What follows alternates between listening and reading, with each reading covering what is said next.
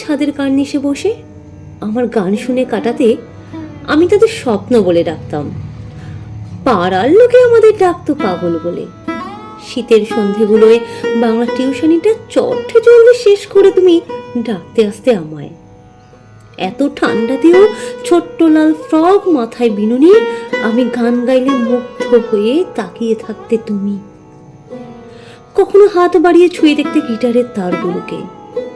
ভীষণ অদ্ভুত ভাবেই বয়স বাড়ার সাথে সাথেই পাল্টেছিল তোমার চুল বাঁধার কায়দা ও পছন্দের গানের তালিকা।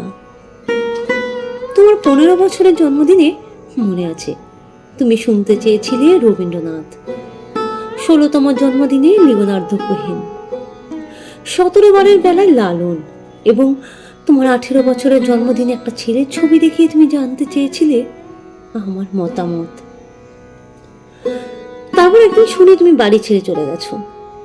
1 বছরের মাথায় আমিও ছেড়ে আসি চেনা শহর, কয়েকটা রংচটা গানের খাতা, খান কয়েক চেনা বন্ধু, পরিচিত কিছু অভ্যেস, লাল রঙের 2টো ভাঙা গিটার ও একখানা ফাটল ধরা ছাদ। তারপর আর কোনোদিনই সামনাসামনি দেখা হয়নি আমাদের।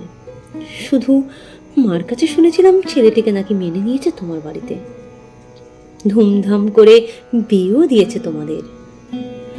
একদিকে তোমার দ্রুত বয়ে চলা জীবন, আর অন্যদিকে আমার নিয়ম করে একের পর এক চাকরির পরীক্ষার ব্যর্থতা, পরিবারের চাপ, নতুন গড়ে তোলা ব্যবসায় লোকসান, বোনের বিয়ে, মায়ের ট্রিটমেন্ট, এবং তারপর একদিন সবকিছু সামলে নিজের পায়ে দাঁড়ানো।